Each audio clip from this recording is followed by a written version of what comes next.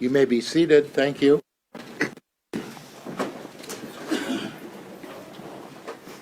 Good afternoon. Lori indicated to me that one of you asked a question. If you happen to be taking good notes and you are one of the people who is ultimately determined to be the alternate, can you leave your notes behind? That would not be appropriate. The notes that you're taking are personal and private to you. By the same token, I have admonished you that it's not appropriate to discuss this case with anyone, including among yourselves. So it would also be inappropriate for you to go back to the jury room and ask someone else who you think might be a better note taker, did you get that telephone number written down or something like that? So, notes are personal to you, and please refrain from having any conversation of any nature about this case. You will have more than ample opportunity to do that when you begin your deliberations. Deputy, I would remind you, you are still under oath, sir. Yes, sir. Mr. Bull. Lieutenant, I think we're now about to transition into a new category. Generally speaking, what is the category we're going to hear some clips about? It'll talk about Cargill, or referred to sometimes as Eddyville, and travel times. Okay. The first clip we're going to watch, when is it from? It was recorded on June 22nd of 2015. What time did you go there on Friday morning? I don't know what time I got there. I left whatever time it took me to get from Eddyville back to the truck, and then the truck to her house.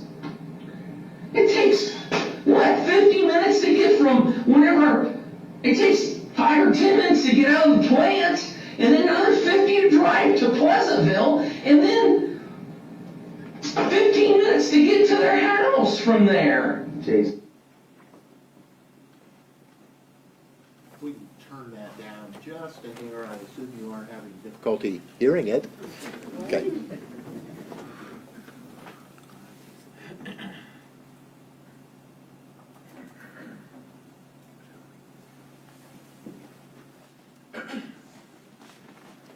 Lieutenant, what is the date of the next clip? November 29th of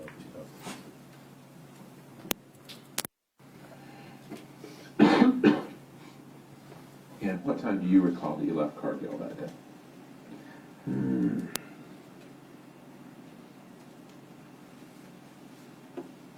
I want to say maybe between 10 and 10:10, something like that. Yeah. They would say on the, I didn't look at the clock as I was pulling out the gate onto the highway, but I would think you could be able to judge something from the scale ticket, the dump. When they give you the scale ticket, is that a pretty accurate measurement of time, or is there a delay between giving you the scale ticket and when you actually leave the facility? Well, there's a delay. I mean, by the time they give you the scale ticket, you got to walk back to the semi and then, head for the gates. And how long does that usually take? Well, it just depends on which gate you go out. If you got to go out the west gate, heck, that's like a 2-mile trip, clear over to the west gate. But if they have you go out the east gate, you're talking quarter mile. Do you recall which gate you left by that morning on the 19th? I don't. Deputy, when is the next clip that we're going to see? That's the same date as that last one, November 29th, 2016. And would that be, you're on a 2-lane road, so I assume you're running close to the speed limit on that, is that? Yes. And how fast would you be going on the gravel? Oh, I think I was just poking along. I think I rounded that corner in front of Jensen's and waved at him. He was working on my old Oliver I sold him. I was probably only going 25 or 30. Deputy, when is the next clip? The same taken? date, November 29th, the 16th.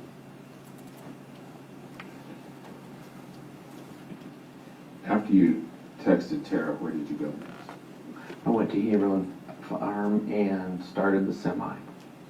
And just so, I think I know what you're talking about, but just so we're on the same page, when you refer to Heberlin Farm, is that the one that's south of the junction? Yes. In Pleasantville? Yes. Between Pleasantville and Launcher, where Highway 92 and Highway 5 meet? Yes, right at the top of the hill. Is that the only farm that you farm for Gene Heberlin, or do you farm others? That's the only one. Okay. So anytime we say Heberlin Farm, that's our Yes. designation? That's the only one. Okay. And what was your purpose in going to the Heberlin Farm that morning? Start the truck, let it warm up, and then head to Eddyville with a load of grain that we loaded prior to that night before.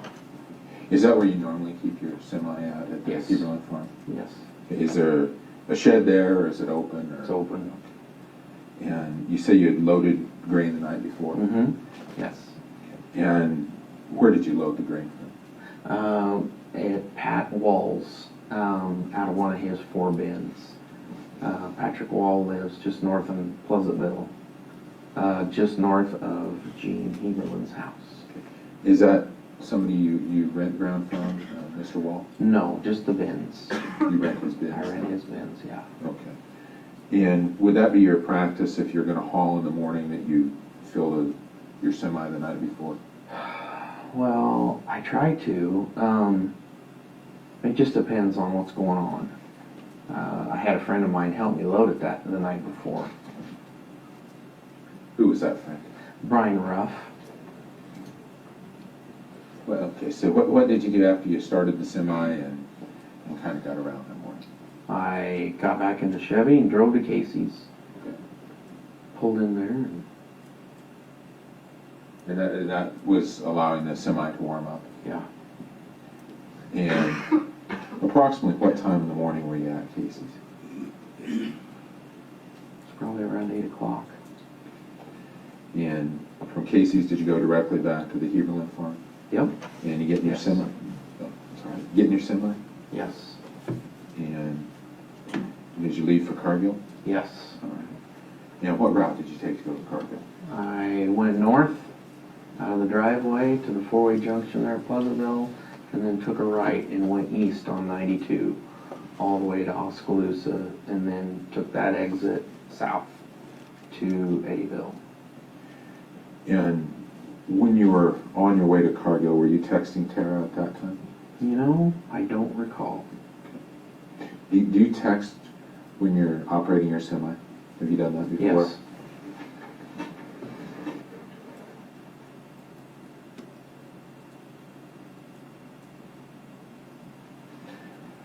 Where do you keep your phone at when you're driving the semi? Either in the cup holder or above in the overhead console. And did you also have your I'm going to call this your regular cell phone? Did you have that with you? Yes.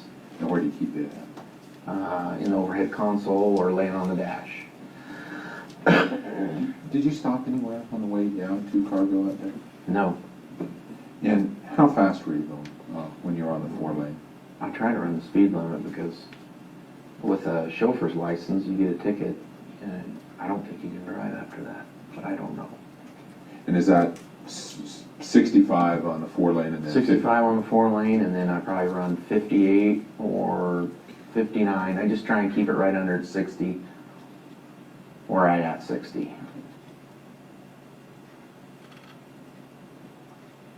Lieutenant, what's the date of the next clip we're going to watch? June 19th, and I believe it's an audio clip only. So I drove back to the semi, got in the semi, and backed out of the drive and headed down to Eddyville. And had to sit there because I had wet corn on. And I seen my dad coming out of the dry corn. And he was rounding the corner and he waved at me in his semi. What time was that about? Your best guess. I'm not going to hold you to a minute, but your best guess. Beyond the scale ticket. And Deputy, the next clip? November 29th, 2016. What time do you recall getting to Cargill that morning?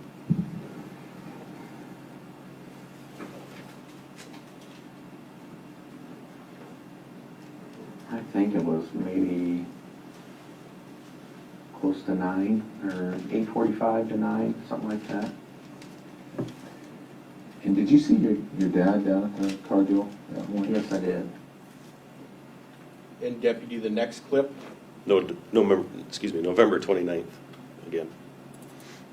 And what did yours grade out that day?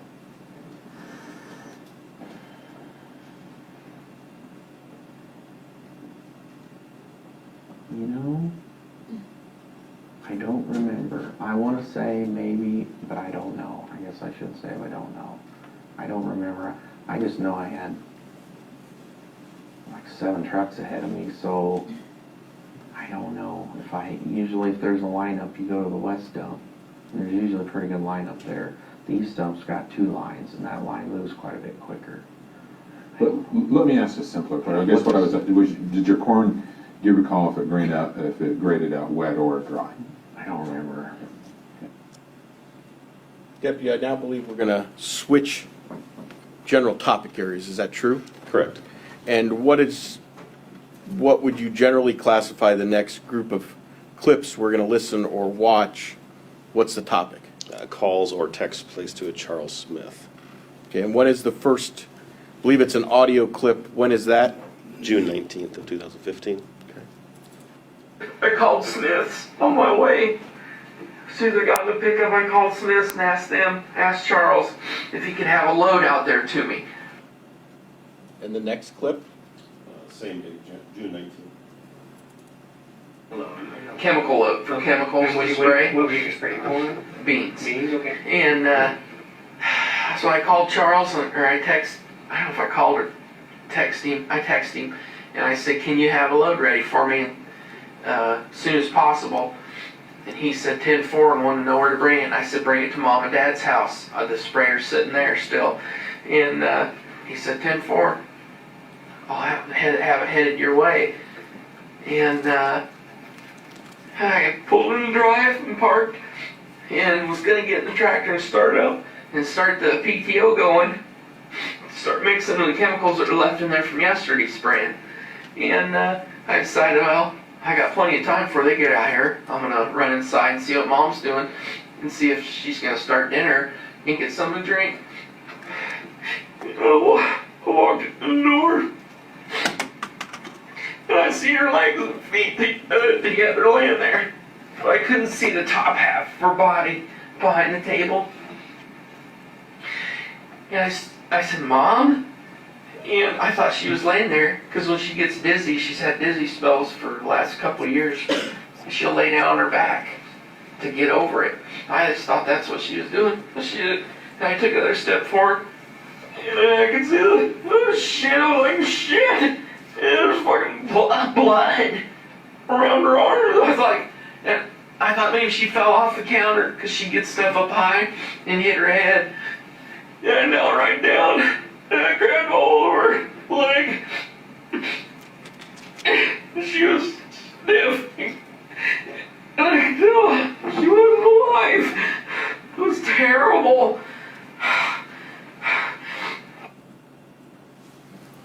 Deputy, what is the date of the next clip we're going to see? November 29th, 2016. And what did you text him about? I said, Charles, can I get a batch of chemicals to start in spraying? And he sent me a text back. I remember him saying 10-4. And the next clip? That same date, November 29th. And where were you when you received that text from Mr. Smith?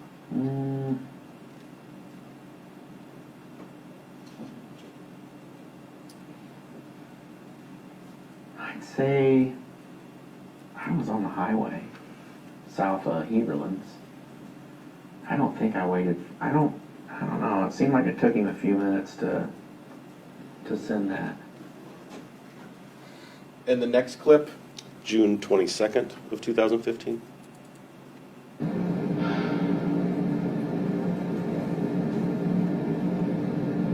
Was it something, that's I haven't been in here listening to little interviews and different things or what, but was there anybody else, I mean, on your time frame that, I mean, did you meet, I know you were trying to spray. Did Smiths meet you out there or anything? No, or I called Charles. I text him right as I left the truck.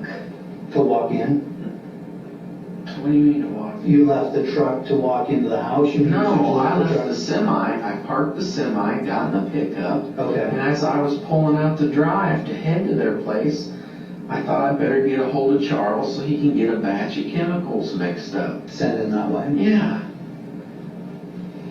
So you text Charles there. And he wasn't sure. He sent me a text saying something about, do you want, I sent him a text on using 800 gallon of the same mix they've been putting on, I've been putting on my ground. I didn't want the same stuff that Dad had. And he already had 20% left in that 1,000 gallon tank. So when you text him, as soon as you left the semi and headed south, did you text or talk to anybody else in between there? Who else did you talk to? I don't know if I texted her or not. Okay. Did you text Shelley or anybody else or call anybody? I don't know. I don't think so. It was just Charles. Just Charles? Yeah. Now, are we switching topic areas? Yes, to texting from a secondary phone.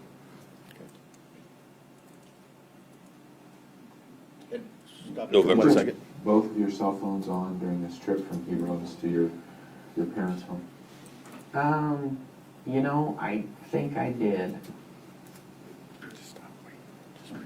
Yeah, Deputy, we're interrupting this clip. What is the date of this clip, just so the record's clear? November 29th, 2016.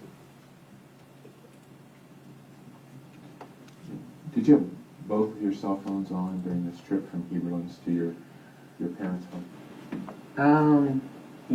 I think I did. Yes, I did. Were you texting Tara on your phone? No, not between Heberlin's and there. Do you recall the last time you texted Tara that morning? Probably coming up to the four-way junction there or something, somewhere in there. I don't even know what the heck I said. Is that the junction where Highway 5 and Highway 92 meet? Yes.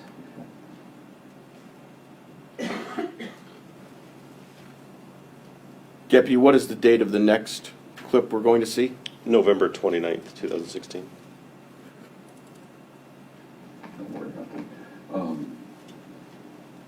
What were you texting her about first thing that morning?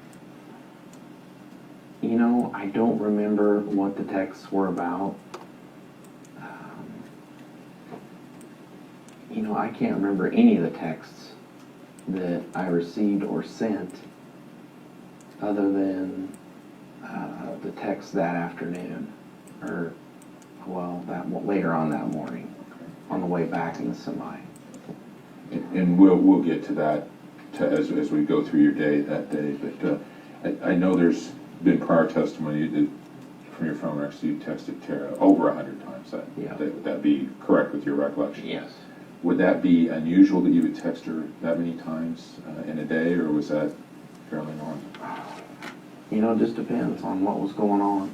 She was going through a divorce, and Shelley was going through vertigo. Are we now at a changing of the topics? Yes. And what would be the general? Jason Carter's arrival at 132 Perry Street. Okay. And what is the date of the first clip we're going to see? June 22nd, 2015.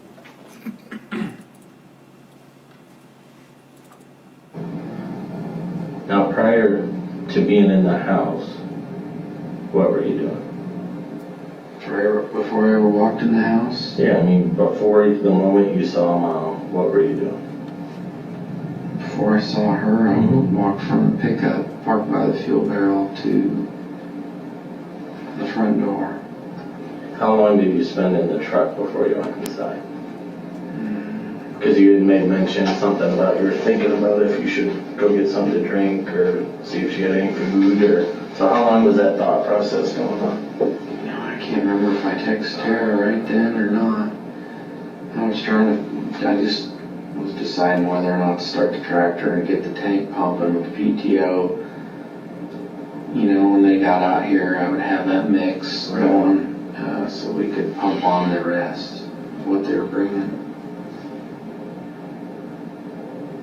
I don't know. Okay. So you may have texted Tara while you're sitting outside, is that fair? I might have. You could look at that phone. Oh, yeah, I know.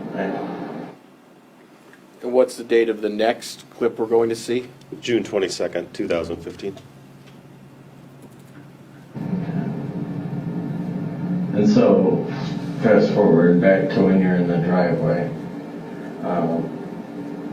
texting or whatever you're doing. Do you recall anything else you were doing while out in the driveway, deciding if you should go get something to drink or whatever? No, I went straight from the pickup, straight up to the front door. How long do you think you were in the pickup? That's how my wife pulled up. Yeah, seconds, minutes, 10 minutes? Maybe a minute.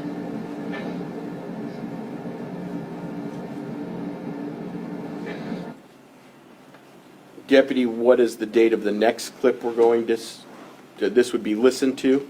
Yes, June 19th, 2015. So what time do you get to your house, or to your mom's house, dad's house? How long can you, what do you think? From the truck, the semi, it only takes like maybe 15 minutes to get there. So you get there around quarter till Yeah, it's 11, probably- 10 till yeah. 11? Yeah, Or gotta be close to that. is that what time you think? Or did Yeah. you see the time okay? And then, And the next clip?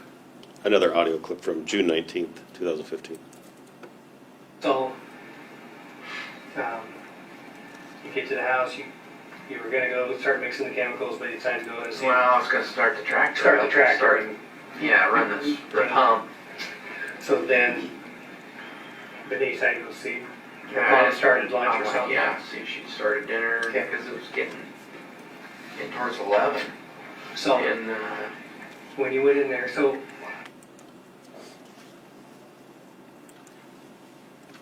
Lieutenant, does that change? Are we now advancing into another topic area? Yes. And what generally is this information? Discussing blood, the site of blood or no blood. What is the first date of the clip we're going to see? November 29th, 2016. Thank you. Mr. Carter, before we broke, you said you entered into the house and instantaneously saw your mom. Is that a correct restatement of what you said? yeah, I saw her legs laying there. I didn't see her, couldn't see her upper body.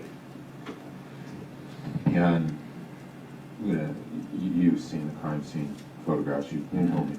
And would the position of her body be where it was reflected in the crime scene photos? Yes. And you couldn't see her torso, just her legs? Just her legs. And what did you do next? I took 2 or 3 more steps inside, and she was just laying there, looking off like, and I knelt down.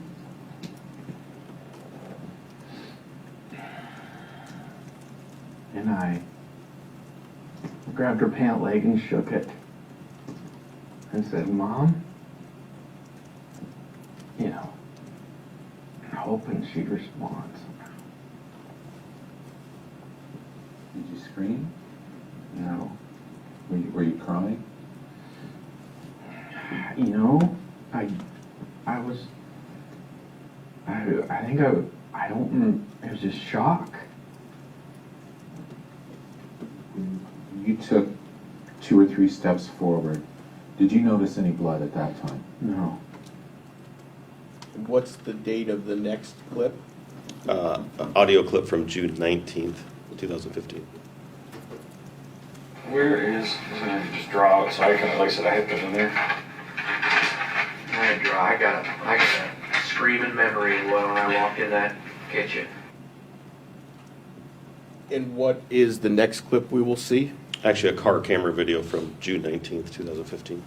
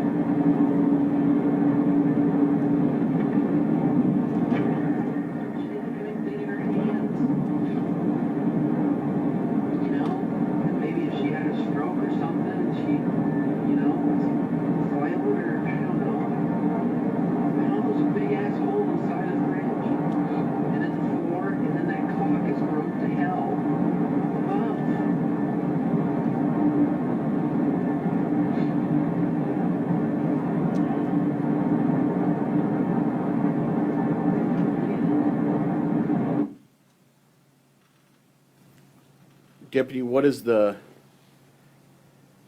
next clip we're going to see? Interview on June 22nd, 2015. Well, I don't think it's meaningless by any means. I don't think, I mean, when you sit there, any part of a long-term or short-term investigation like this, I mean, all that stuff's relevant. I mean, and that's What did they come up with? How long have Mom been laying there? they don't tell me everything, Jason. That's honest to God truth. I don't know. Well, she sure as hell wasn't laying there no 10 minutes. How long do you think she was there? I mean, from your experience on how long? I don't know. I told Dad, looking at the blood that was there next to her, it wasn't a bright red like when you shoot an animal. It was a deep maroon. And how long do you think? I mean, from She you had find it enough. been laying there for an hour. Yeah. At least. Yeah. And what is the date of the next clip?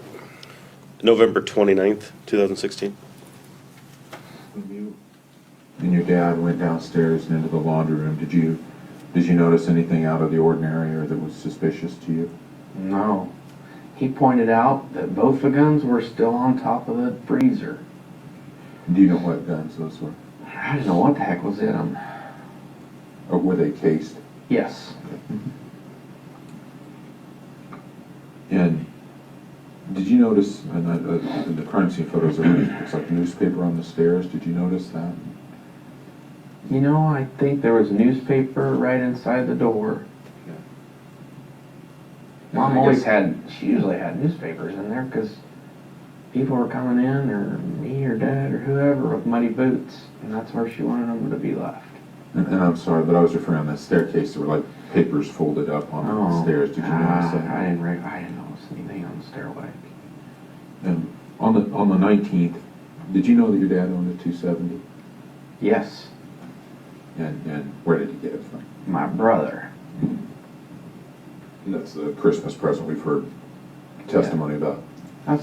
I seen it at Christmas, and that's the one and only time I seen that gun. For the life of me, I don't know why the hell he bought it for him. Did you handle it that day?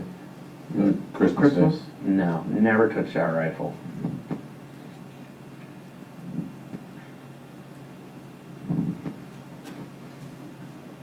When you and your dad came back upstairs, what did you do? He knelt back down over Mom, and I knelt down, and I said to Dad, I said, what is wrong with her neck? The side of her neck. I said, what the heck is wrong? What is that? And he reached down there and kind of touched her ear or something. He didn't know either. And then he picked her sleeve up, her t-shirt sleeve, up out of the blood. And it just strung out. The blood strung out when he picked her sleeve up to the floor.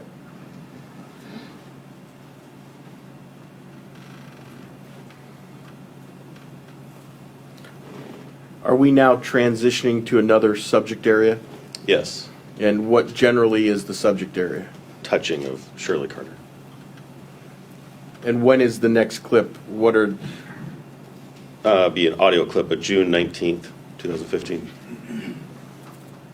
Okay, I'm gonna get a form and. Yeah, because you tried to call everybody under the sun. Janet called you back and you told her, and she said call 911. I fell at her arms, I knew. Right. And I was like, Jesus Christ, she's been here, for a long time.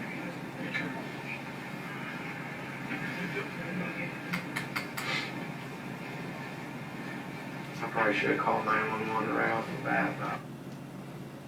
and when is the next clip we're going to hear? I believe it's also audio. Correct. July 7th, 2015. What did he say? Because, you touched your leg, does that not, That's what I told him. I said, I touched her pant leg, Jason. Are we now transitioning to another subject matter? Yes. And generally, what is this subject matter? Phone calls being placed. And what is the date of this clip? June 22nd, 2015.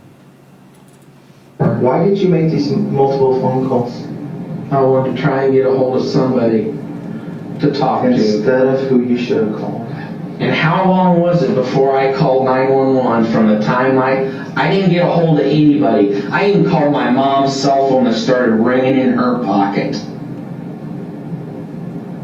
And my sister buzzed in while I was trying to make calls. And I told her what happened to Mom, and she screamed, call 911. So I did. And the next clip? Also June 22nd of 2015. Yeah. But anyway, so before your dad got there, what were you doing? Standing in the kitchen. He come in behind me. The door popped open and he just went right down to her. Did you meet him in the kitchen or outside? No, I was standing in the kitchen. Did you warn him ahead of time? Did you warn him what he was about to see? No. You know, like nothing, he just came in? Yeah, he come right in. And what had you been doing from the time, you had called, basically when you're by yourself? I was making 100 phone calls and I don't know how quick a time. Two. Jana. I tried calling her first. And then I tried calling, I don't know if I think I called Dad. I can look on it and tell you exactly. No, I'm just trying to go back. How the time's on there and everything. Right. Oh, I know that. I'm just asking you.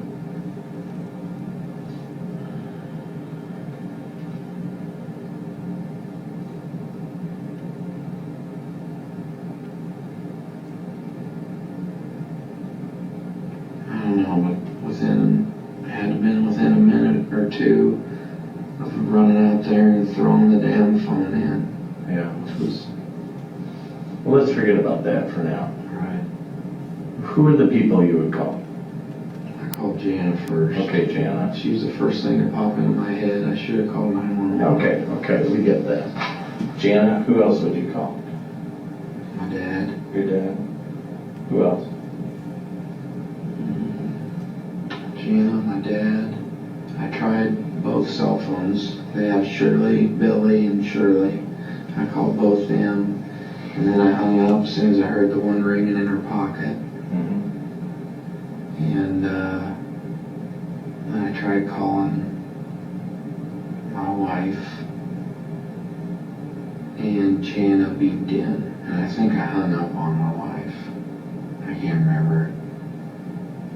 And Jana told me she just yelled.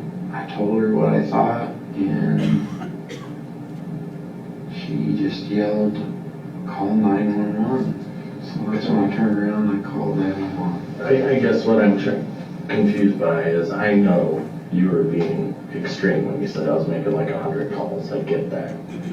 I mean, but I'm trying to figure out how many there actually were that you remember. Jana, your dad, your wife, mom's cell phone, my wife, and then Jana called back, and then 911. Okay, so like 6. Is that fair? Yeah. Are we now transitioning to another subject area? Yes, And what is the general topic area? just movement on the property, referring to 132 Perry Street. What's the date of the first clip we will hear, or see, excuse me? November 29th, 2016. And did you go into the office area to look, or were you still standing in the I kitchen? never left the kitchen. Okay. I did not leave the kitchen. Okay. And when's the next clip? June 22nd, 2015. So what he's saying, to make it even more clear, is every step you took helped you. The other steps did not help that situation. Did not help your mom. Okay, I understand. It's a red flag, right? I just felt how cold, how stiff she was, and I ran out of the house because I couldn't breathe also. And to get rid of your phone, which helped you. I was on the phone, Yeah. When you're in a panic, you can't breathe, but you think of your phone. Seems a little odd, doesn't I'm it? kind of with Matt, I'm completely with him that people usually have different reactions. It's not two-sided like that. Usually, it's the sight of everything just drops them. They can't function. It's hysteria. It did for But you're talking, it drops you, then you're hysterical, then you have rational thought. Wow, that's a big jump in a short amount of time. I don't know who killed my mom. I haven't heard. I am telling you the truth on that. I'll tell it to you, just like I said, forever. What is the date of the next clip? November 29th, 2016.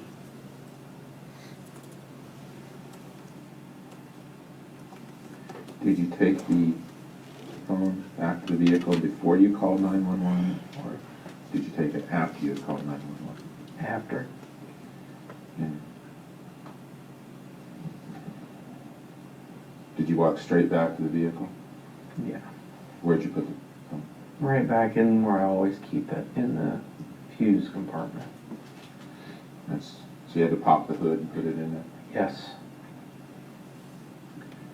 After you had taken the phone back and put it in the vehicle, what'd you do next? I went back inside. What's the date of the next clip? June 22nd, 2015. Well, let me ask you this. So, No. Let me I want to say something real quick. Okay. So what if whoever out there that shot my mom, if they shoot another person here in the next day or two, how are you going to feel? I feel like we're doing our job. Because they're going to. We take the information available, and I explained how it works. The thing that we're missing here is a foundation for all of it. I gave you the foundation other than throwing the damn phone in the truck. I wish But let's be honest, that you left that out, right? Yeah. On purpose. Yeah, because So that essentially makes it just my mom especially, because Right. she's looking down So on it me, makes it thinking not pretty true. bad. So there's been a pattern of these bad decisions, right? That 30 seconds of doing that's got nothing to do with I'm my talking- mom. And when is the date of the next clip? November 29th, 2016. Did you take the phone back to the vehicle before you called 911, or did you take it after you had called 911? After. And did you walk straight back to the vehicle? Yeah. Where'd you put the Right back in where I always keep it, in the fuse compartment. So you had to pop the hood and put it in there? Yes. After you had taken the phone back and put it in the vehicle, what'd you do next? I went back inside.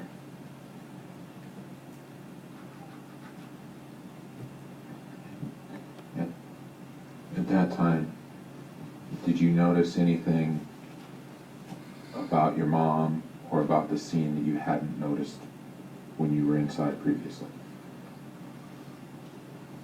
There was a hole in the fridge. And you noticed that on your second trip into the house? I think so. I'm not for sure. Were you talking to anyone on your regular cell phone when you took your back to the truck? I don't recall. I don't remember.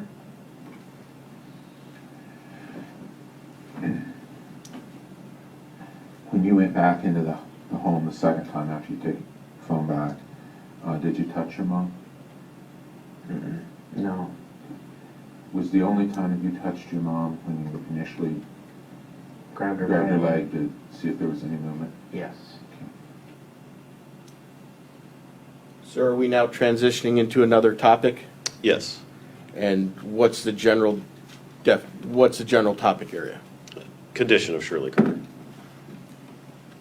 And are all of these clips from the same date and the same interview? It appears so, yeah. It's June 22nd, 2015. And she be laying there cold and stiff and in a pool of blood with my dad walking in 5 minutes behind me.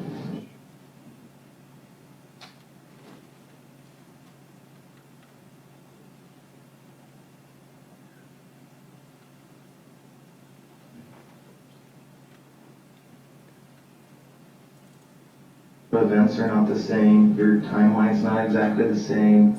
Lies are very difficult to remember. The truth is easy to remember.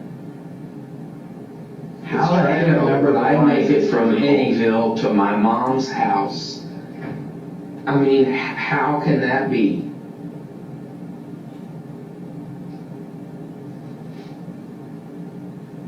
And she be laying there cold and stiff and in a pool of blood with my dad walking in 5 minutes behind me.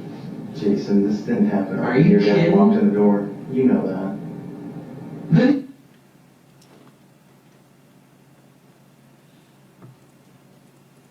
I'm not saying that's not true. I'm talking about 10 minutes, Jason. What happened Within in that 10 minutes, my Yeah. dad came right in behind me.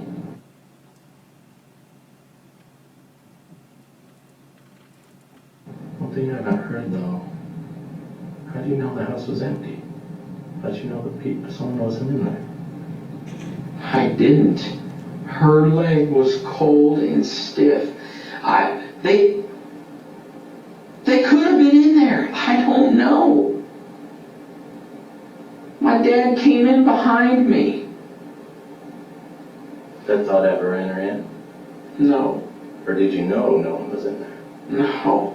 They could have been in there. I could have been in there. But yet you're jumping around room to room. I didn't go room Not to even room. I stood there downstairs until my dad got there. Right. I had only been in the kitchen. What else were you doing in that time period? I ran outside and kept trying to dial too. You get rid of a phone. Yeah, I threw it in the pickup. Right. And then you're calling people, excuse me. Trying to call. And then I went back inside and my dad came in not very damn long after that because I was on the phone. And so then you're checking rooms, right? No, I did not go. Didn't you say you're downstairs? Me and my dad went downstairs Right. to see if I said, Dad, did a damn rifle or a gun of something fall off the counter and hit the floor and go off and hit Mom? So did it ever enter your mind someone was in the house? No. That they could have been there? They could have been. No, I mean, did it ever enter your mind that someone could be in the house still? I didn't care. My mom was laying there in a pool of blood. I didn't care. But you cared enough to get rid of the phone? I ran outside and threw the phone. Okay. Just an observation.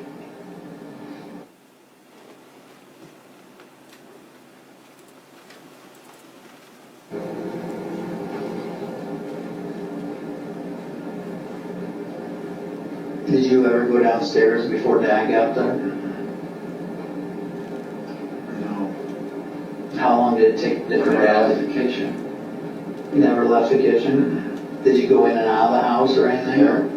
Okay, so when you went out, where'd you go to when you went out of the house? I ran out there and threw the damn phone in the pickup. Okay. Was that before or after you called 911? Or talked to anybody? After, I think. After you talked to on 911 and called? Did you walk anywhere else or, I mean, around the property or different things? Because I just, the cell phone records show that, I mean, yeah, you were here, you were there in this building or that building. Did you go to any other building? Did you go to anywhere else on the lot? Yeah. When I was on the phone, I tried calling you. I got a hold of you. Yeah. Where were you at when you called me and talked to me?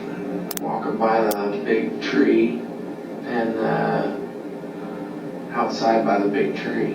By where you guys were all meeting in the parking lot there? Where y'all, so where were you going then when you called me? I was just walking away from the house. Okay. So you're walking away from there. Is there anywhere else where you called or talked to people? I mean, when you talked to Jan In the or driveway. Okay, you talked in the driveway. Yeah, I talked to Shelly. I had to run down to the end of the driveway because the Who got there first? Seddon got there first? Yeah. Okay, so when Seddon got there, or whatever, were you at the end of the driveway then, or where were you at then? I was standing on the deck right outside the door. Okay. Lieutenant, are we now going to transition into a different subject matter? Yes. And what is the general topic area? Discussing where guns are kept. And the first 3 clips are all audio clips from June 19th. Is that correct? Correct. What did you dancing? He just knelt down and said, "Oh, Mama." And he grabbed hold of her leg and put his head down on her. So, Jason, you just, the only part you thought you just touched her on the leg. Yeah, I put my hand on her leg and shook her and said, "Mom." Was she cold to the touch? Yeah. Okay. She was stiff. So, Oh my God, shit! Oh shit, there's no shit! Nothing to do, nothing I can't help her. I can't help her. There's nothing I could do. I couldn't even think of breathing life back into her. I'm sorry. that's okay. Oh. Take your Nothing to time. be apologized for. Yeah, take your time.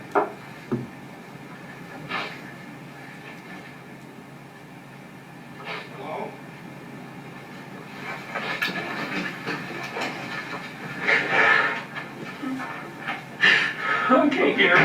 I can't get that picture of her out of my head. Holy crap. I'm laying there. How long were you there before your dad went there? I don't know, maybe between 5 and 10 minutes. Okay.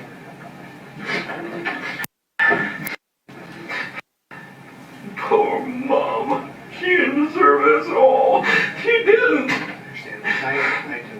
I understand, Jason. Do ya? I do. I have a father who passed away, so it wasn't motivated. I understand. To an extent.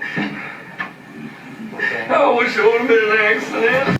And I told Dad, Jesus Christ, what the hell happened? There's a fucking hole in the goddamn, there's a hole in the fridge, and there's a hole through the floor. And the cupboards or something, the clock that's never worked since I was born was busted all up, laying around. I'm like, what the hell happened here?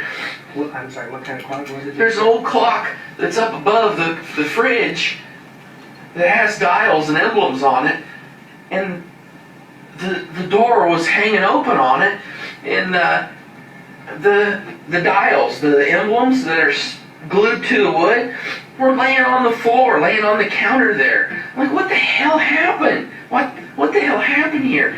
And I said, Jesus, Dad. I said, the little damn rifles and one loaded fell off the goddamn floor down there. It went off and come up through the floor. She's standing here. And he said, I don't know. We went rushing downstairs and we're looking around in there. We didn't see shit. And we came right back upstairs. I'm like, what the hell happened? And I looked into the dining room looking around, and I said, Jesus Christ, your desk, and all his papers and the drawers and everything was torn open and strung around. I'm like, Jesus, somebody's fucking been here and tried to rob the place. And he said, he didn't say anything, he just knelt down and grabbed her board and I went to her. Jason, is there guns in the house? Yeah. How many guns are in the house? I don't know. Is there a lot? Or? I said, he said, where's your damn pistol at? And he has I don't know what caliber, it's a .22 pistol in the closet. And he went into the closet and checked to see if it was there because he keeps it up high so the kids can't get to it. And he said, the pistol's still there. And I said, what about the rest of your guns? He's like, I don't know. And they wouldn't let us back in the house to see if they shot one of his guns. How many? And again, the next clip is from that same audio interview that you participated in? Correct.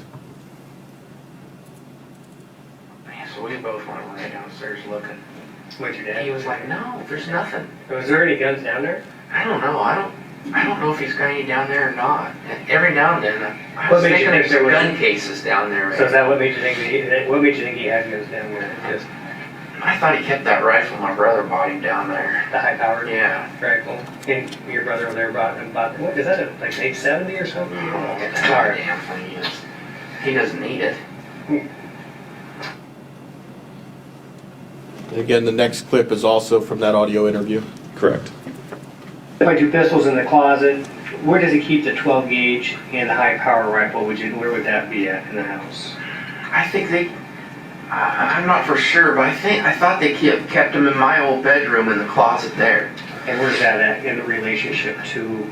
Was your mom in the kitchen? Is that where she was, the kitchen area? Where was that in relation? So it's in your old bedroom? There's a big main bedroom. There's two bedrooms upstairs. There's the big main one theirs, and then there's my bedroom that's right across the hall from it. Okay. So it's across from we'll call it the master bedroom. Yeah. Okay. And there's a bathroom in between the two bedrooms. Okay. Oh my God. Is that maybe where the revolver would be too? I don't know. The old one? I don't know where the heck he keeps that thing at. And just the .22 rifle would have been in the garage? Yep, it's still there. I could see the buttstock of it sticking out. And when is the next clip from, sir? November 29th, 2016. Where did you think your dad kept his gun? In that closet in my old room. That's where everything was at. That's where they were always at. Okay. Where's the closet? Is that on the upper level of the house? Yes. It's in the southwest corner of the house. And to the last of your knowledge, that's where the guns were kept? Yes. Okay. And sir, the final clip of this section is actually a car camera video on June 19th, 2015. But this is not your vehicle's camera, correct? Correct. It's Deputy Lane's.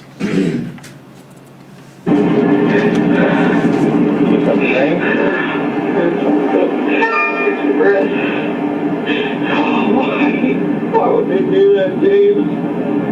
Oh, shit, they could just turn around and left. I don't know. Tell you what, I mean, we'll find it out. Okay? what I'm gonna do is I'm gonna go grab my camera out of my car and start taking some pictures and stuff. This is gonna be a very controlled scene. Nobody's gonna be allowed inside the house. I think me and Dad, we got a door handle and then we went downstairs and looked to see if a damn rifle fell over and went off or something. We couldn't find nothing. You touched the door handle and then you went Downstairs to the basement. Okay. Okay. Is that where you keep the guns? Oh, we're always got them. Okay. Next, we're switching topics. What is the next general topic area? Discussing the state of the home, either ransacked or robbed. And the first three clips that we're going to hear are from when?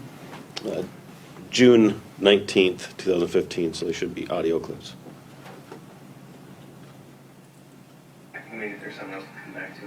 Yeah. You said your dad has an office there?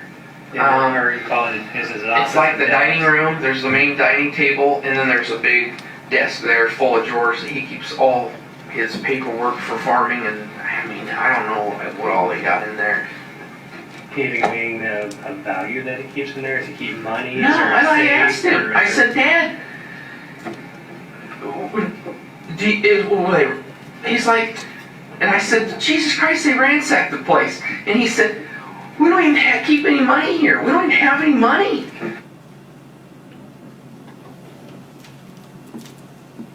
Is there any other important documents, any jewelry, any bonds, anything like that? Hell, my aunt's never worn hardly anything in her life.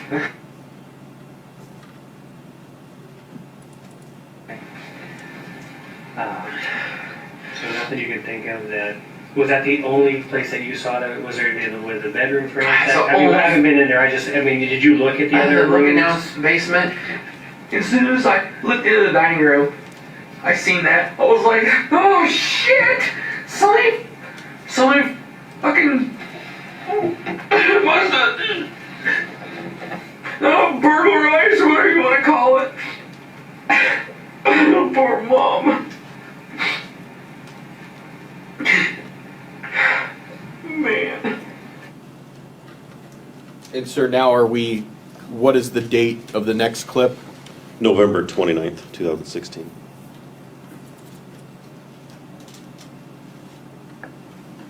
And at some point you had said you noticed something, or not today, but in your answers that you said there was something, you noticed something wrong in your dad's office there. Is that correct? I was standing in the kitchen in front of the fridge, and I looked to my left and saw that everything was strung out, or all the drawers were pulled out. It was a mess. And that's when I said to Dad, I said, Dad, you've been robbed. And he got up and said, I need to check for my pistol. And he left and went into the bedroom and checked, and then came back and said it was there.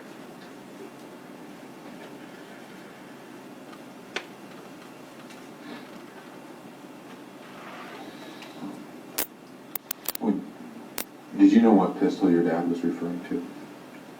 He had a .22 pistol that you couldn't hit the broadside of a barn with. Any of you fired that pistol before?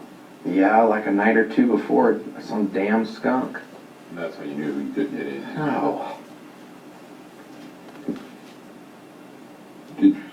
When you were downstairs with your dad, did you touch anything? Do you recall? No. Did your dad touch anything? Do you remember? No.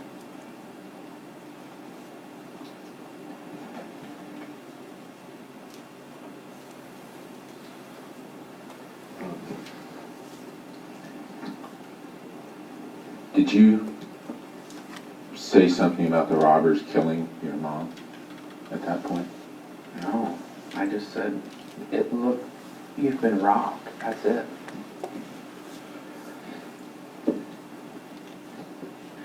Other than going to check on the pistol, did your dad say anything about there being a robbery at that point? He didn't say anything, no.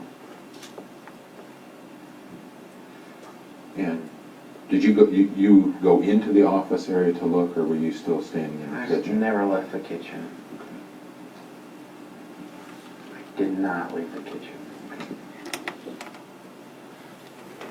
And sir, the next clip? June 22nd, 2015.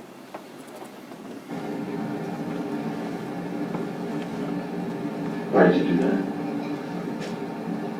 I didn't want that thing going off with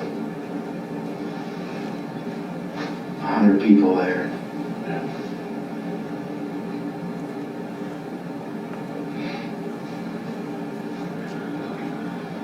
I knelt back down beside my mom, and I was frantic. I was talking to Jana, and then Shelly called. I don't know how many calls I got and talked to, but it within a 10-minute span.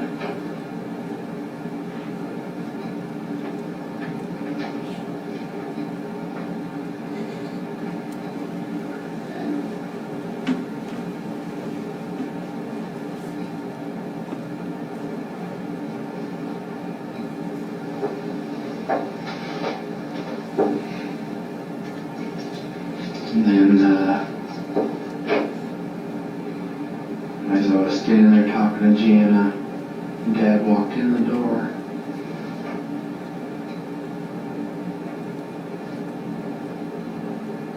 And he just knelt down beside Mom and said, "Poor Mama."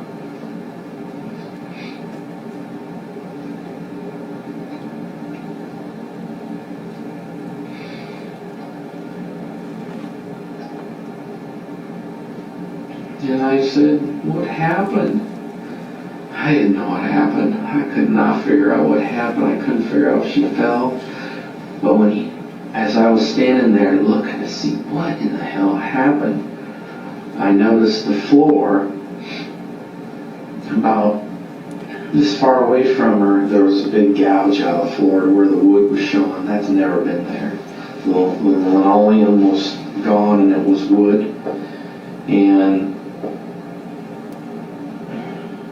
then I noticed, and I said something to Dad. I said, "Look at the big hole in the fridge, Dad. There's a big hole. That fridge was not there the night before. That hole was not there the night before. There was a hole like yay big inside of the fridge." And I said, "Jesus, Dad." I said, "Did one of your guns downstairs fall off and go off?" Because I thought maybe somehow it went up through the floor and then, hit Mom and went out, came out of her. And we went rushing downstairs and looked around. There was nothing. I noticed the one gun was up on top of the freezer, and there was nothing on the floor. Nothing. Anywhere. No guns, no nothing laying. So we went rushing back upstairs, and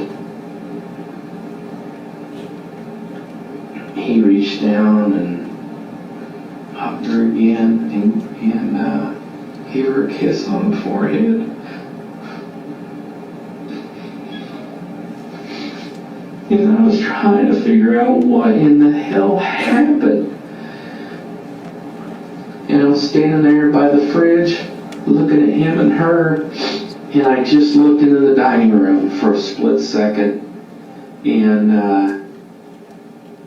I seen all the drawers were pulled open and stuff was all yanked out of it.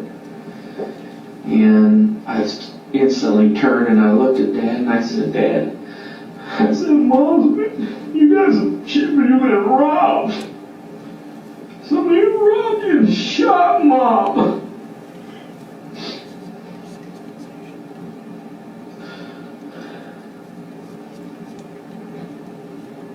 And at some point, he was worried about his pistol that was in the closet. So he went into the bedroom, he went straight into the bedroom and checked his pistol to see if it was still in the closet, if they used that to shoot her with, and the pistol was still there.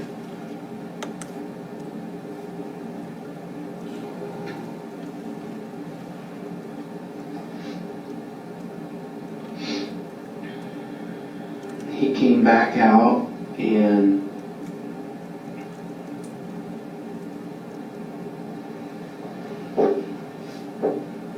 we just, I don't know how, maybe we stood there for a minute or something.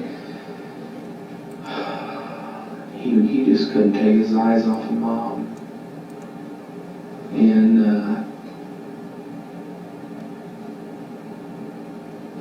I think I went outside. And I was on my phone was ringing like crazy. And Shelley called, and I told her, I said, Mom's dead. And my sister was calling back, so I hung up with Shelley and answered the phone with Jana, and I forget what happened, the conversation from there, but I seen a black Ford come whipping up the drive, and it was Kurt Sutton, a guy in my class that I graduated with. He come running up there, and Dad was still inside, and Kurt went inside. Kurt came back out. He was on his phone nonstop, and I could hear the ambulance. I could hear the deputy's car, the siren, or an ambulance or what. So I ran to the edge of the deck and looked, and the first the sheriff car went flying by. And then I could hear the ambulance coming, and then the ambulance went flying by. So I can't remember who I was on the phone with. If it was Jana or Shelley, and I said I got to run down the end of the drive and flag them down and try and, they just drove right on by. So then, as I was standing down there, they turned around, they came back. The deputy did, and that was James. And James come up the drive, and I ran up to him, and I said, James, I said, somebody shot my mom. And he goes, just calm down. Let's just go see. He said he needed to assess the situation. And I can't remember. No, that's not right.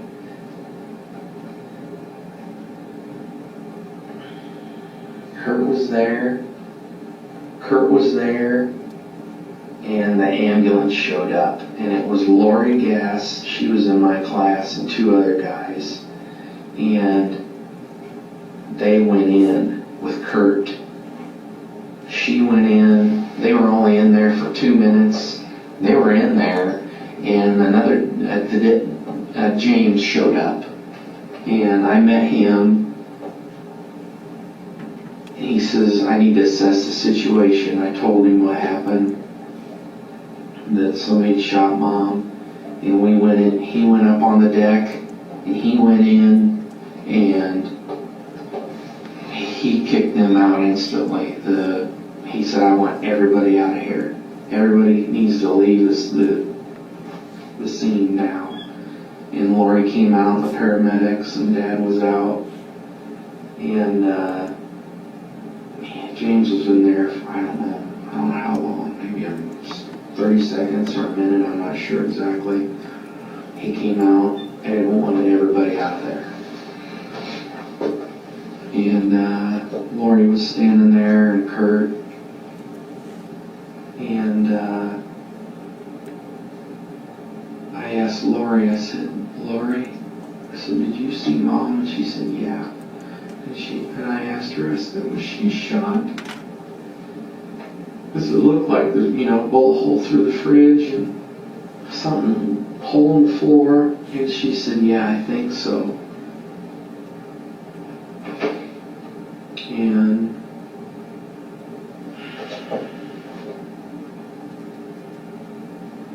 he wanted everybody off the deck. So we all moved into the driveway right there below the tree.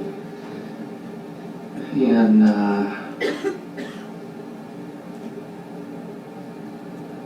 as I went off the deck, I called Jason Sandholm. And I told him, I said, somebody shot Mom. And he said,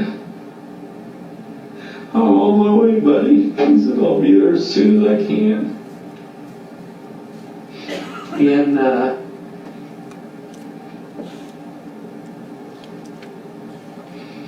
Shelly was calling. And everybody just started showing up, man. Just the trooper, Jonathan, I think his name is Jonathan Thorpe. He showed up. I don't know who all was there.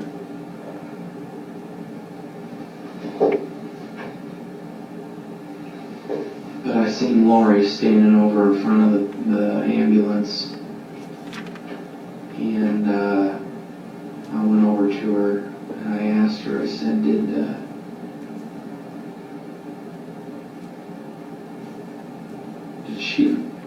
did she die quickly? And Lori said, yeah, I think so. She died quick. And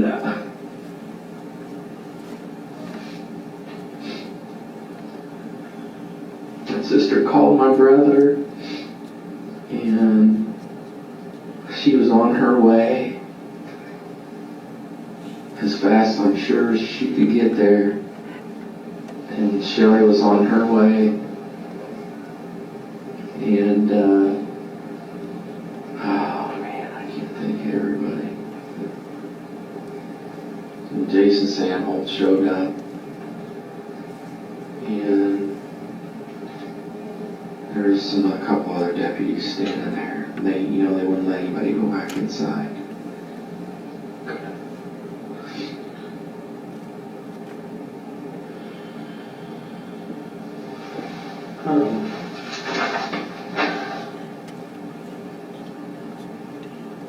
I just remember her laying there, and her eyes were kind of open. She looks so cold, like she's just freezing, with her arms up next to her side. And it didn't even look like her skin was pale.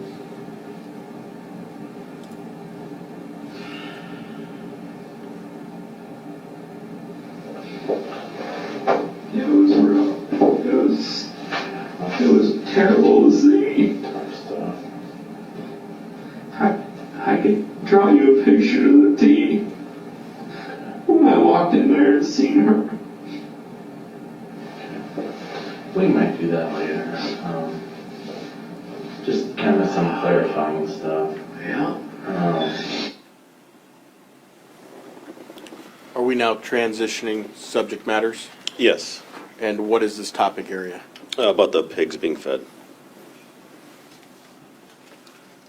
And when is this first clip that we're going to see? When did it occur? A car camera video on June 19th, 2015. And is this while you're transporting Mr. Carter and his wife? Correct. It's not like there's not a bunch of vehicles there. Ford was there, the Dodge was there. Why wouldn't that deter people? I don't know. It's when they seen Dad pull out, they just decided to go in, or what? They couldn't have because she had the damn pigs. And when's the next clip? November 29th, 2016.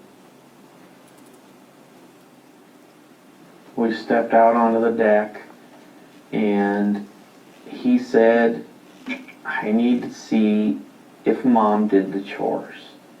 And he went down to the hog shed, and that's when Kurt showed up. Then the next clip? That'll be an audio clip on June 19th, 2015.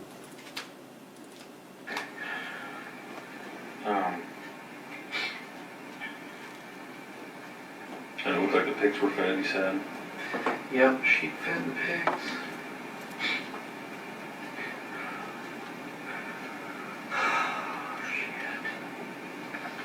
Poor Mom.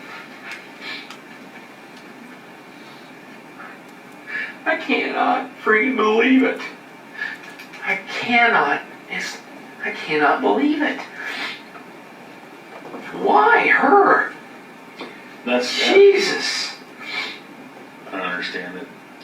For somebody that's an elderly person, that's somewhat defenseless, that just seems like such a overt act for somebody that's kind, and so gentle. I mean,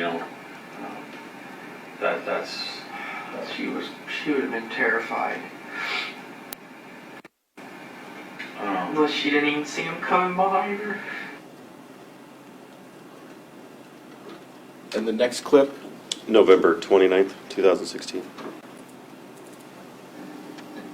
Would there be a way that you can check and you could have checked and seen how recently your mom had done those chores?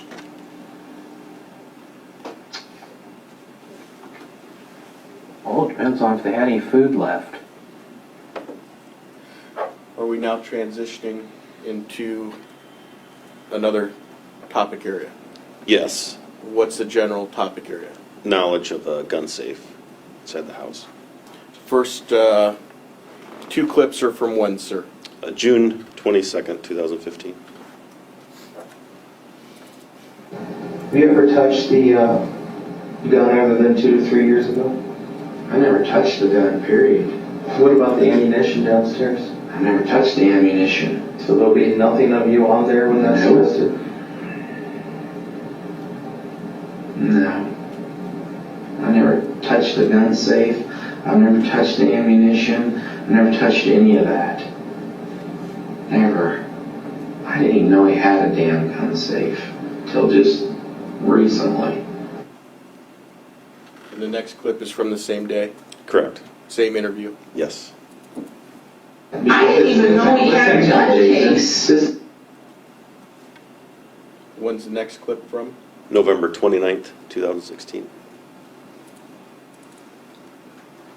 Did you know your dad had a gun cabinet downstairs? No. And the next clip is from when? June 19th, car camera video. I asked Dad, I said, were any of your guns missing? Did you look to see if they used a date to your gun? He didn't even go look. I looked at his pistol in the closet and that was it. And then we looked downstairs to see if the damn gun went off that would have been laying down there somewhere. The 22 is just laying in the damn, yeah, it's still in the corner. I can see the butt of it. James didn't want me to touch anything.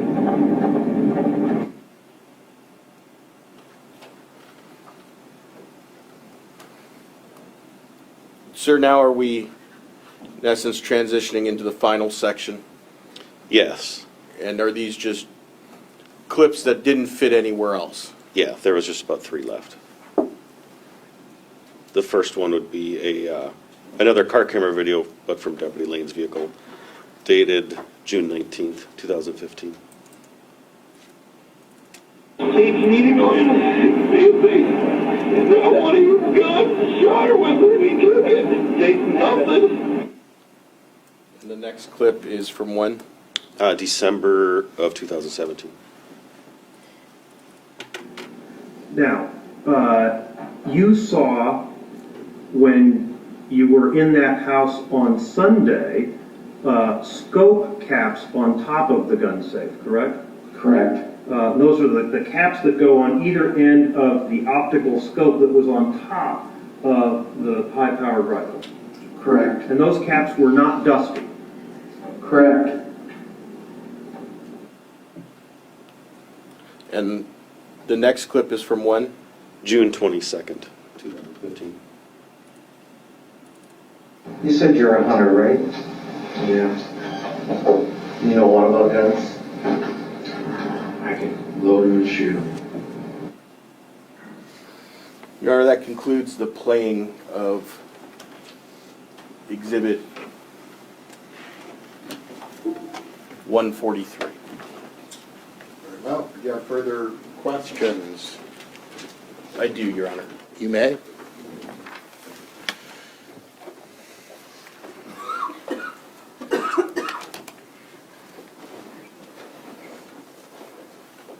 Sir, were you, I think you indicated you were present on July 7th of 2015 at Jason Carter's home.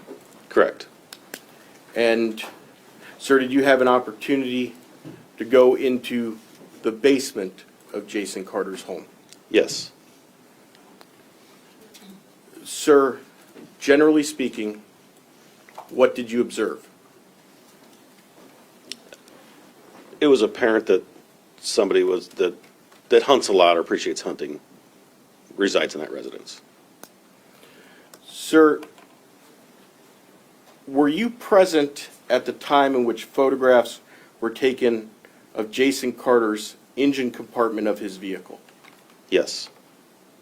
Was the purpose to determine whether or not a cellular telephone and/or a .270 bolt-action rifle could fit underneath the hood of his vehicle? Yes. May I approach the witness? You may.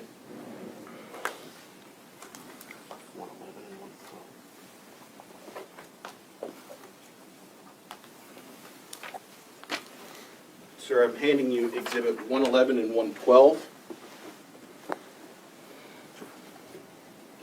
Do you recognize those photographs? Yes.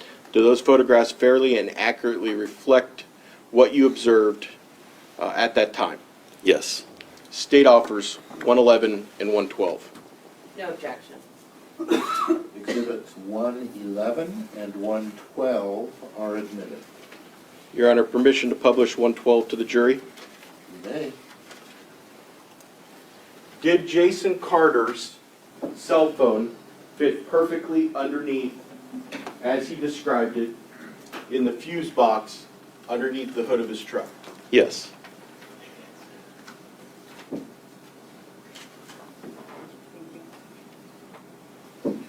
Sir, is there a way that law enforcement is able to work with people such as Mr. Murillo, who the jury met this morning, from the firearms section of the DCI to obtain weapons? Yes. And I think you indicated, did you observe whether or not a .270 bolt-action rifle would fit underneath the hood of Jason Carter's truck? Yes. Did it fit? Yes. Would the hood latch? Yes. Would the placement of that firearm have prevented the vehicle from operating as designed? I don't believe so. The vehicle wasn't started once the hood was closed, but it appeared there was no obstruction, or it didn't obstruct the engine in any way. Okay. State of Iowa passes the witness. Cross-examination? Do we need to address anything before we begin this?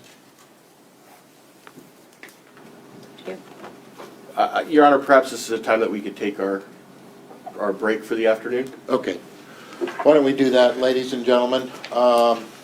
We will be at recess probably until about 3 o'clock. Please remember the admonition I have given you. Keep an open mind. Do not discuss the case even among yourselves. We will see you back in about 20 minutes. Any record you want to make, Ms. Branstad? Your Honor, And I would wonder, do you wish to have the witness out of the courtroom while this record's being made? Sure. Your Honor, I believe based on the testimony, it would make sense to cross-examine this witness specifically with regard to some of the statements made to Jason Carter during some of these interviews. There are Statements made to him? Yeah, and statements that Jason Carter made. With regard to the statements made to Jason Carter, there are officers who say things like, give us your best guess, I'm not going to hold you to the minute. I think that those are not offered for the truth of the matter asserted just to show the effect on Mr. Carter when he's answering questions that are then essentially being held against him. Additionally, there were some questions that were asked that I think have elicited specific, or some clips that were played that I think have elicited some specific testimony that I think would help put into context. For example,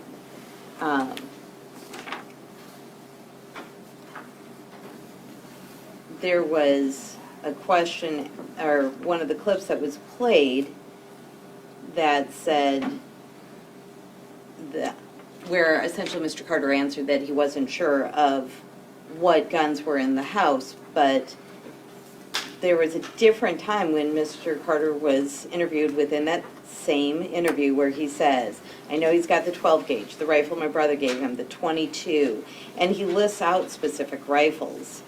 I think that gives... Do you want to add additional portions of the interview? Either that, or I can specifically just ask through the witness, but if not, then I would want to add at least one part, because the state certainly is trying to imply that through the prior testimony saying this was a staged burglary, and then through this clip where Mr. Carter says you've been robbed, that this is part of the staging, but specifically on lines 686 to 694, Jason Carter says, I said, what about Mom's purse? Because when you walk into the dining room, there's a chair, it sits right there. And then he goes on to say, her purse sits right next to that desk. If they took her purse, they'd have her credit cards or something. And I think that is important to show that he wasn't just saying, you know, you've been robbed. He was asking specific questions about it.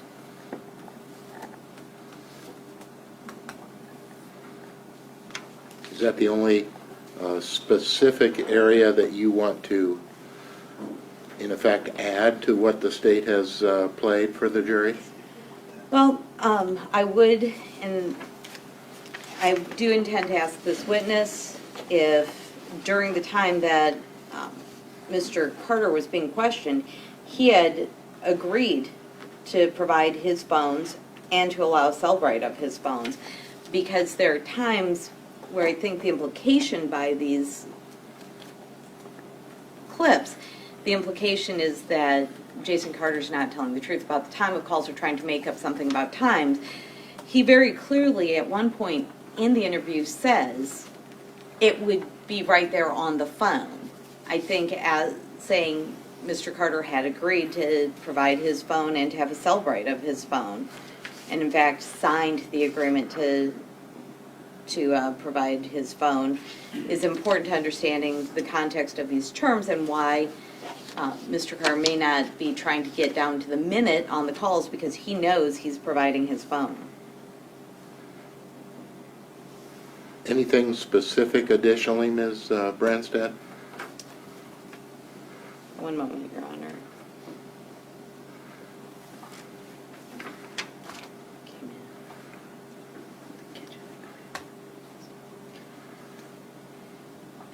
And Your Honor, I do intend to ask for this witness's impression, watching all of these clips together, that when Mr. Carter is saying, I never left the kitchen, he's talking about going into other rooms of the house, but he consistently says, other than the basement, he consistently talks about going to the basement and going outside, that the responses of I never left the kitchen are when they're talking about going to other areas upstairs in the house.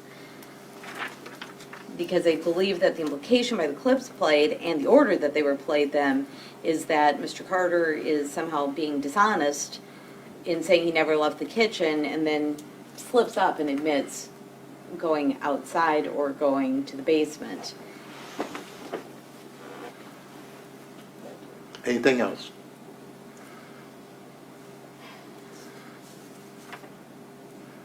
Not with regard to the additional statements.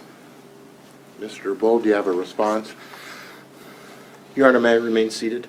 You may, of course. It appears to me that there are 4 topic areas that I understand them. The first is inquiring into the questions asked of Jason Carter. Secondly, a clip concerning Shirley Carter's purse. Then third, a clip, or at least inquiry into whether or not my client, meaning Ms. Branstad's client, voluntarily turned over his phone. And then finally, inquiry into whether or not the context to which never left the kitchen. So that's what I believe the 4 issues are. As it relates to number 1, questioning, in essence, questions about the questions, or questions about the questioning of Jason Carter. It seems to me, Your Honor, that that's contrary to the instruction that the court's given, indicating that the questioning is not evidence. And so therefore, to allow additional questioning about the questions that were asked, I think is a 403 violation, as it absolutely would be misleading to the jury to have questioning about questions when the court has already instructed the jury, don't give any weight to the questions. 2 and 3 I'll handle together, Your Honor. I don't believe either of those are within the context of a 5106 requirement of the playing of additional evidence to provide context. It appears they are attempts to elicit statements that are beneficial to the defendant through hearsay. If Mr. Carter wishes to alert the jury that he provided statements about, or that he knew the purse was there, so he wanted to be helpful, or that he turned over his phone, and to what context or the reasons why he turned over his phone, he could testify and do that.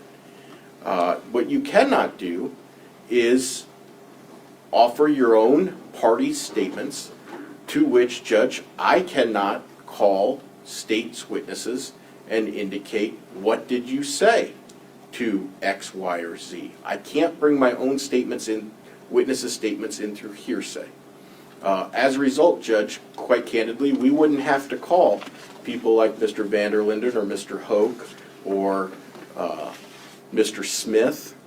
We would simply say, call the police officer and have the police officer say, this person told me this person told me this person told me this. And I would stand up if there was a hearsay and say, well, Your Honor, it's an admission by one of my witnesses. That's the reason why we have the hearsay rule.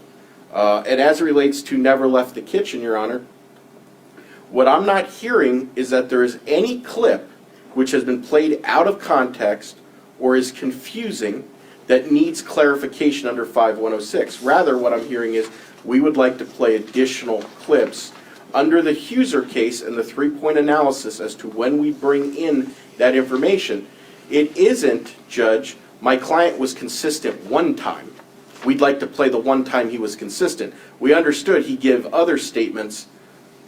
That's not the standard. The standard is, did we clip it too soon? Did we cut something out? Did we provide a statement that in and of itself doesn't stand on its own without context being provided? And I think as you watch these clips, Judge, I believe there's 61 or 62 of them, there were many times in which we did not clip out the end of things where it would have been unfair or misleading to the jury to not provide the entire context of Jason Carter's statements. We did not do that. Moreover, we provided these to the defense. Mr. Polson worked last night, spent a couple hours after court to say, what's here? What do you agree with? Do you want to add anything else? Ms. Branstad and myself, we had some additional clips that the state intended to play, and Ms. Branstad said, you know what? We don't agree with this clip, or we want this added. And so we did that. So now to assert we want some additional stuff under 5106, I don't believe that's the standard of the law. Thank you. Anything further, Ms. Branstad? No, Your Honor. Well, there is no question that I gave the jury what Mr. Bull has been characterizing as the ESSE instruction, telling them that the questions by law enforcement personnel were not to be considered by them as evidence or for the truth of the matter asserted, but that the statements of the defendant could be so considered. We have actually, over the last several days, had a number of conversations both on the record and off the record. I believe the defendant has been given adequate opportunity over those several days to add information pursuant to Rule 5.106, which would explain or clarify the statements offered by the state, which were necessary to a proper understanding of the statements offered by the state, or which had a bearing on the information originally offered by the state. I was led to believe the last time we went on the record that there were only 2 of the 53 or 54 clips that we just heard, clips number 15 and 23, that were at issue in the defendant's mind. As to interrogating the officer about the interrogation of the defendant, I think that that is fair game for cross-examination, particularly in a case where the defendant has clearly put in issue, or at least indicated an intent to put in issue, the investigation that was done by law enforcement personnel. So, Ms. Brandstad, you may ask the officer questions about statements that were made by the officers to Jason, keeping in mind the jury's already been advised they should not consider those statements for the truth of the matter asserted. As to the other 3 areas, the location of his mother's purse, the fact, well,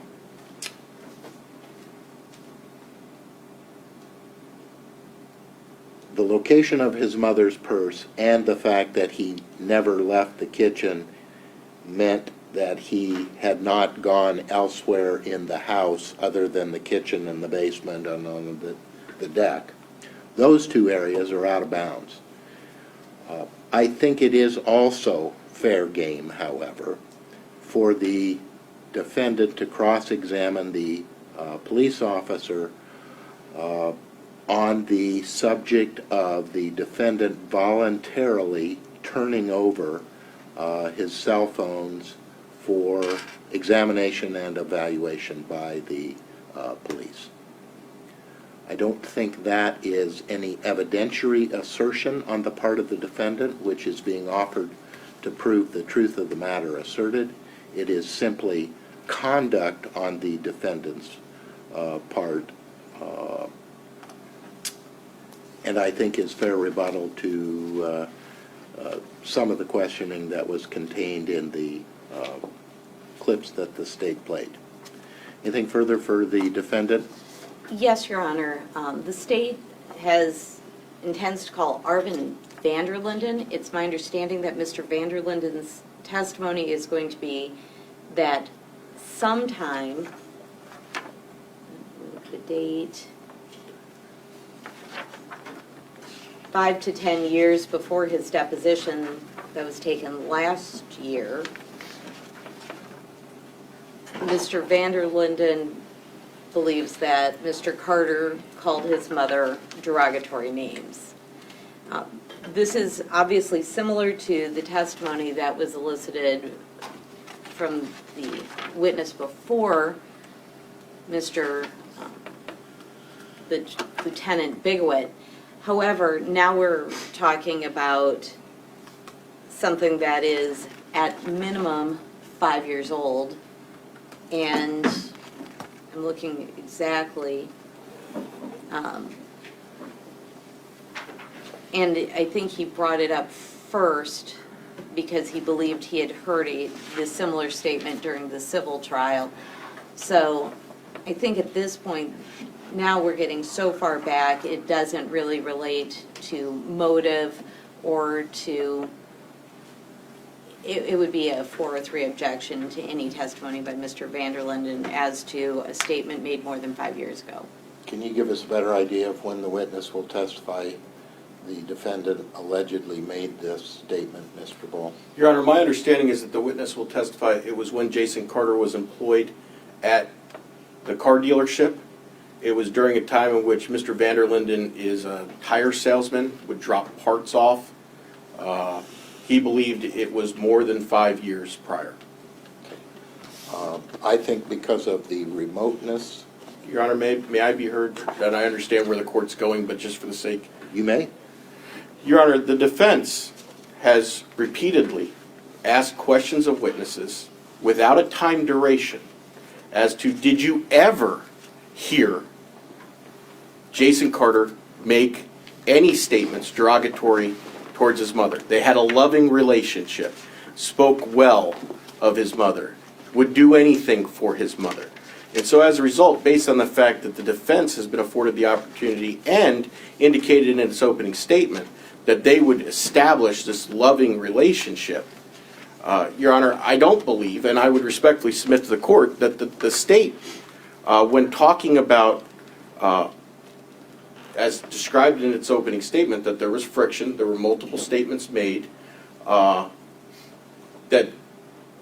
in light of the fact the defense has said, you never heard a negative comment, that it would seem that the state should be afforded the opportunity, in its case in chief, to present, in fact, other people have heard a negative comment. This would have been, at least from the state's perspective, an issue that probably should have been handled in a motion to eliminate. It wasn't, and I don't think the state should be punished because it makes a good faith belief as to what the evidence is going to be in an opening statement. The defense then combats it in its opening statement, saying, no, we're going to prove never said a bad word, ask questions on cross saying you've never heard it, and then the state's precluded because of its time frame. May I be heard in response, Your Honor? You may.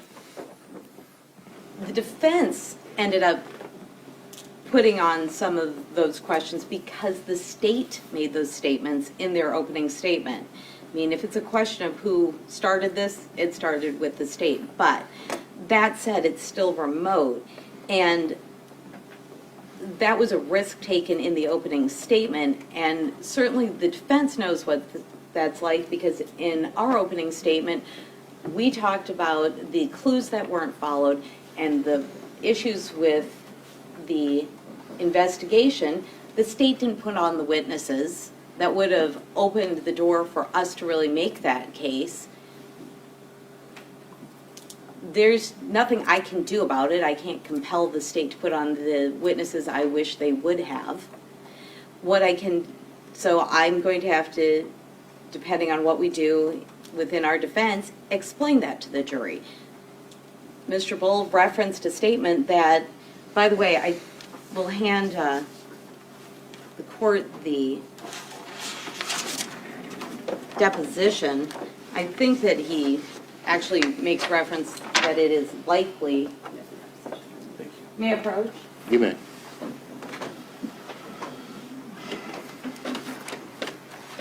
This is clearly a very old statement. And the danger of unfair prejudice is greatly outweighed by any probative value in this case. Your Honor, may I be heard? I believe it's at the top of page 5. I found it. Yeah. And it's specifically related to why are you not farming with your parents. So it's not just an off-the-cuff, what does Jason Carter think about his mother? It is another person in the community who knows Jason Carter saying, why don't you farm with your parents? And it does demonstrate, at least from the state's perspective, Your Honor, the timing is important because it isn't that we're calling 3 witnesses who say they heard it within the same month. It's the fact that this was a long-standing and held belief of the defendant who he expressed to 2 people outside of his family. The timing is important. It's not remote. It demonstrates how long it's been simmering. And that is relevant. Your Honor, at the end of page 7, actually, the question is asked, could it have been 15 years ago? And it says, I don't know, no, I don't remember. He doesn't think it's 15, it might be more than 10. I've been handed a deposition taken in September of 2018. The witness attributes a statement to the defendant initially made to me years ago. When asked when was this, I honestly don't. It's been years ago. Next answer, it could be 10 years, 5 to 10 years in that time frame. He denies that it was as long as 15 years ago. I don't believe so, he says. When asked if it was 10 years ago, he answers, I don't know. I think under the circumstances, the state has already offered one of these statements attributed to the defendant made relatively recently. I think based upon the lapse in time, the prejudicial impact outweighs, or the prejudicial impact of allowing the statement unfairly outweighs the probative value the statement would have, and I am not going to allow that testimony. Anything else before the jury comes back?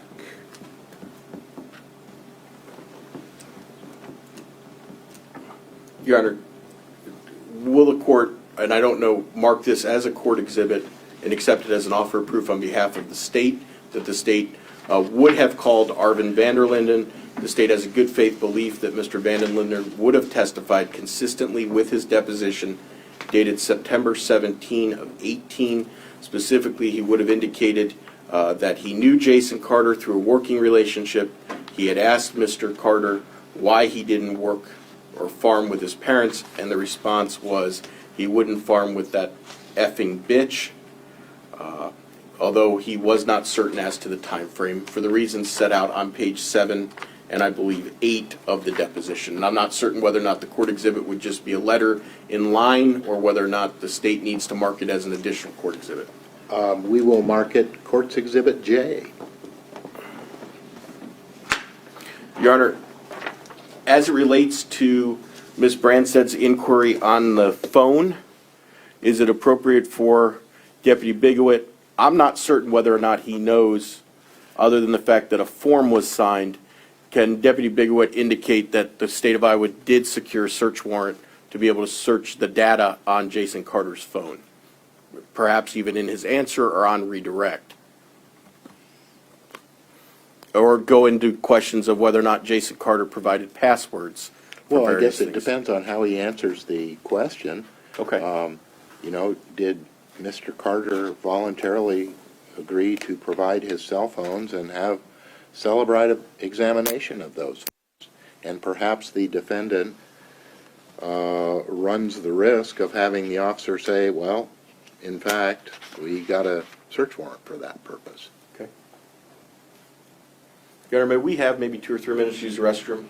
We can have 5, and Lori, if you can tell the jury it's going to be 5 minutes, and we'll be